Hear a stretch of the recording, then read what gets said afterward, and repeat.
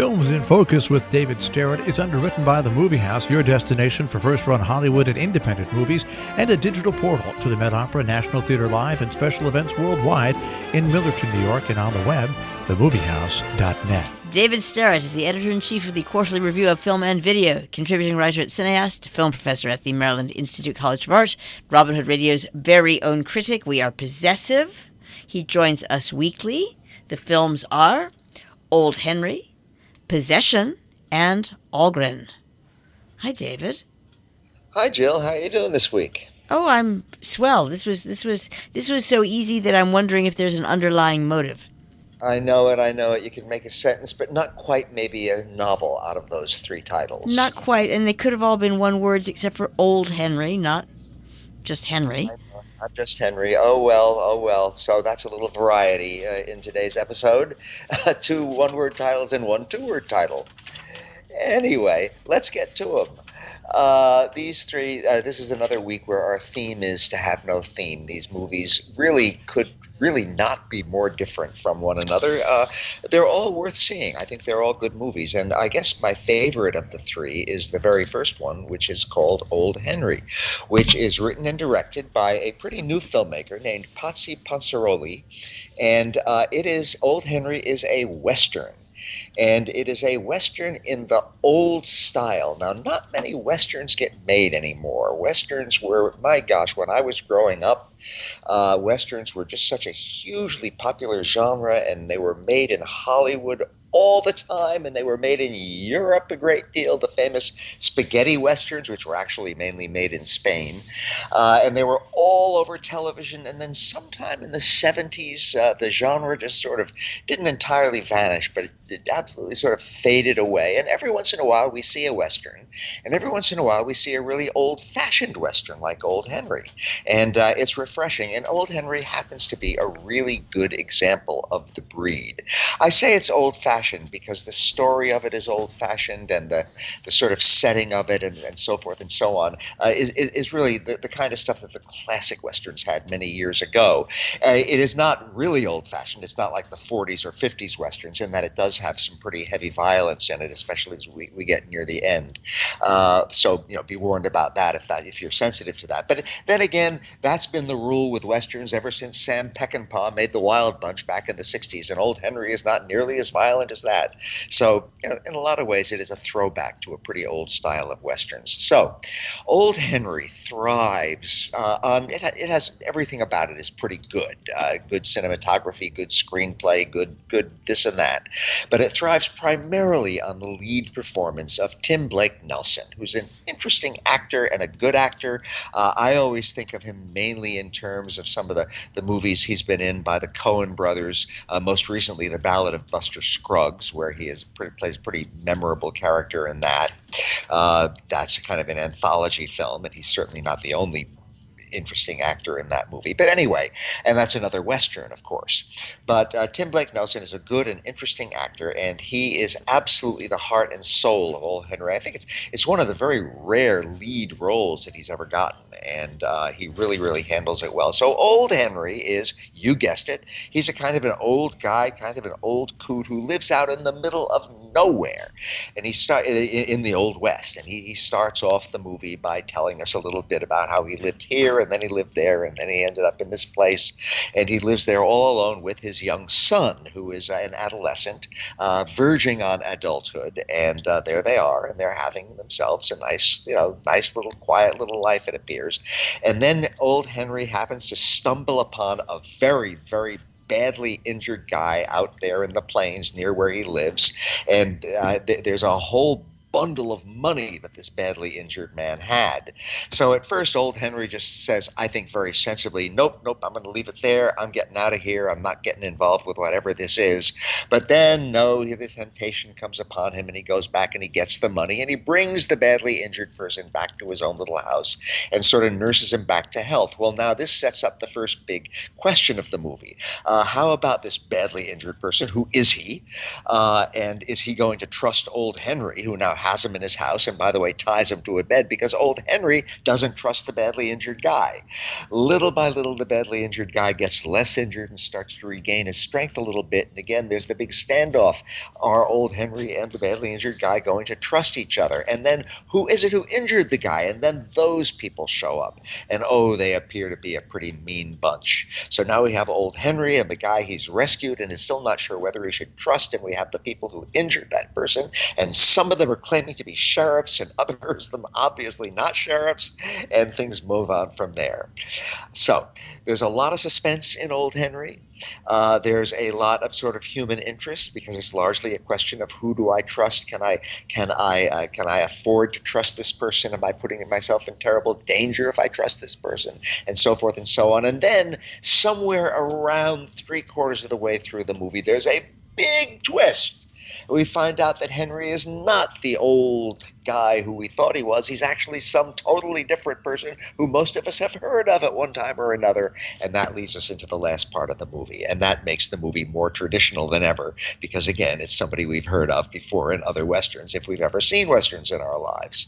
So, again, Old Henry, I think, is a very, very well-made movie. It's beautifully done. I think it sort of loses its charm, if that's the right word for it, in the last part when it starts to get more violent and more sort of shoot-'em-up kind of action. But most of the way, it's a really interesting character study of this figure, very, very beautifully and subtly played in a lot of ways by Tim Blake Nelson. There's a terrific supporting cast, and I just had a good time watching it. So if you're in the mood for an old Western, or even if you aren't, for an old-fashioned Western, I should say, check out Old Henry. It's a new old-fashioned Western, and I really did have a good time watching it. And it certainly suggests that Tim Blake Nelson is capable of things that, well, I didn't really think he was capable of, and he handles this lead role, really carries the movie, although the movie has a lot of other excellent elements as well. And I just had a nice time with it. And it's fun to have a sort of nostalgic old-fashioned Western once in a while. Our second movie today, as warned before, Jill, this is totally different, couldn't be more different, starting with the fact that it comes from 1981. This is a movie which is being revived now. It's been redone, restored to its original splendor with a great 4K restoration, which just means that it's going to look terrific on video projection as well as the old-fashioned film type of production. And it's a movie, again, that was made back in 1981 by a filmmaker named Zulovsky. Quite a well-known filmmaker, at least to movie buffs. He originally came from Czechoslovakia and Poland, and he studied filmmaking in France, and he worked for a while for the very, very great Polish film director Andrzej Wajda, and then he started making his own movies along the way, and he made a whole lot of movies over a whole lot of years of activity. And the thing to know about most of the films of Andrzej Zulovsky is that they are crazy. Andrzej Zulovsky is a filmmaker who has really based a very major career on making movies which are berserk. And I have to say, I have mixed feelings about a lot of his work. I'm very interested in cinema that takes risks, and his movies always take tremendous risks. But then again, sometimes his risks don't really pay off, and I get really tired of them after a while. One of his most famous movies is a French movie called That Most Important Thing, Love. And it's basically a kind of a love story, but it is just so berserk. He made a science fiction movie called On the Silver Globe, a very, very long movie, which he was never allowed to finish. The Polish government pulled the plug on the whole thing and destroyed the costumes and sets. And you can still see that movie pretty easily. It's on YouTube. But it's basically got a whole lot of missing scenes, which are filled in with voiceover narration. So that's the kind of thing, the kind of career that he had before his death a few years ago. He directed these crazy movies full of tremendous risks. Sometimes the risks paid off. Very often they didn't. He was very often in trouble with the kinds of people who help you get your movie made, the authorities and the funders and so forth. But he managed to make quite a few feature films, and one of the very best known of them is Possession, which again has now been revived and is coming to theaters again in this newly restored form. So what is Possession about? What is this possession that we're hearing about? about? Well, it's not 1,000% clear, to tell you the truth, but it's basically a story of a marriage that has gone horrifyingly bad from the very beginning. We have a couple played by wonderful actors. Sam Neill, terrific actor. Isabel Adjani, terrific actor. And the two of them are married to each other, and they are just at each other's throats, so to speak, right from the very beginning of the movie. They really don't get along. She's leaving, he's leaving. He's horrible, she's horrible. He's totally unfair and miserable. She's totally unfair and miserable, etc., etc. And by the way, the movie is about 2 hours long, and that's pretty much the tone of it throughout. However, what we get are these incredibly over-the-top, sort of semi-insane performances throughout. The movie is strenuously bizarre, strenuously crazy from start to finish. And it gets even more so when, somewhere along the way, it turns into not just a psychological horror movie, but a horror movie, because there turns out to be a monster in Isabel Adjani's home that she has gone to live in. Now, it is never 1,000% clear whether the monster is a product of her own tormented imagination, her own tormented soul, her own tormented psychology, or whether it really exists in the same world that we all live in. But it does seem to be capable of killing people, and we see it there on the screen from time to time, and it's a pretty horrific-looking monster, created, by the way, by the great movie monster specialist Carlo Rambaldi. And it's just really, that sends the movie into a whole new level of insanity and neurosis and psychosis. So that's what Possession is. If you want to see a movie which is obsessive in every sense of the term, but which is also graced by these two terrifically energetic performances by two really, really excellent actors, then by all means check it out. If you like horror movies, check it out.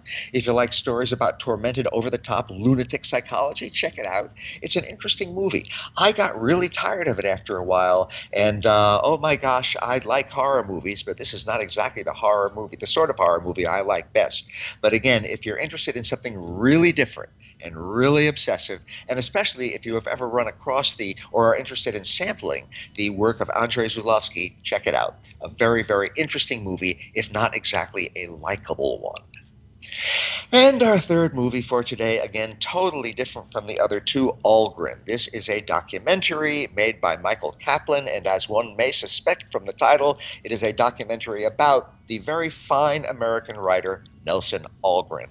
Now, he is best known for his movie The Man with the Golden Arm, which was also made, by the way, into a fabulous movie by Otto Preminger back in 1955. Algren didn't like the movie at all. He didn't think it was true enough to his novel, but hey, okay, I really think it's a great movie. And I also really like the novel. I've read The Man with the Golden Arm more than once. I think it's a terrific novel. It's a brilliant novel in some ways, and it's Algren's best-known achievement. He wrote other novels, too, particularly A Walk on the Wild Side, which was made into a very bad movie back in the early 60s, and some other things along the way.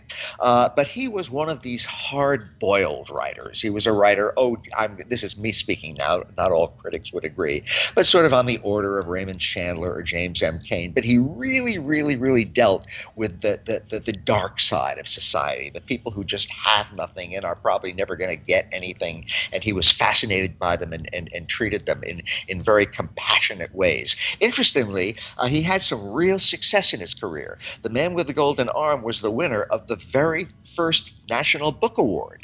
The novel came out in 1949, and the first National Book Award was given in 1950, and there he was. He was rising as a really, really major American writer, but he did not manage to keep that momentum going. And along the way, he had various failures, and he ran out of money and lived in poverty for a while, and et cetera, et cetera. So he himself had a very dramatic life. But above all, the main thing about him is that he kept up this constant fascination with and compassion for the most dispossessed of American citizens. His city was Chicago, where he lived for most of his life. And he knew those people, and he knew the most underprivileged and deprived of those people, and was fascinated by them and spent a lot of time with them and wrote about them a lot, fiction and nonfiction. And that's that's really what his career was all about. One more little aspect, which is covered in the documentary Algren, is that he had a long-time passionate love affair with the French intellectual writer Simone de Beauvoir. Interestingly, one of the premier original feminists of the 20th century, and he had a long-time affair with her, which did not turn out very well, and that's all covered in the movie as well. Algren is a hyperactive documentary. It is constantly jumping from one thing to another. Much of the story is told through photographs. He had some photographer friends, particularly a photographer named Art Shea, and the movie is overstuffed with these photographs, plus talking head interviews with people, most of them very brief, little snippets, little clips. You really have to pay attention because this movie is always leaping from one thing to another. But if you're interested in American literature, if you're interested in the hard-boiled sort of American writer that Nelson Algren was, if you're interested in 20th century social and cultural history, then Algren is just a fascinating movie to watch. I don't think it's a great documentary. It raises some questions it never answers, but along the way, I just had a good time watching it. It's a little under an hour and a half long. It is jam-packed with action and images and a lot of good jazzy music as well. So again, if you're interested in literary documentary or in documentary just generally, then Algren is definitely a movie to see. I certainly had a good time watching it. So that is my very, very jumping all over the place, hard-boiled story this week, Jill. 3 for 3. Thank you very much, David Sterritt. Films in Focus. The films Old Henry, Possession, and Algren.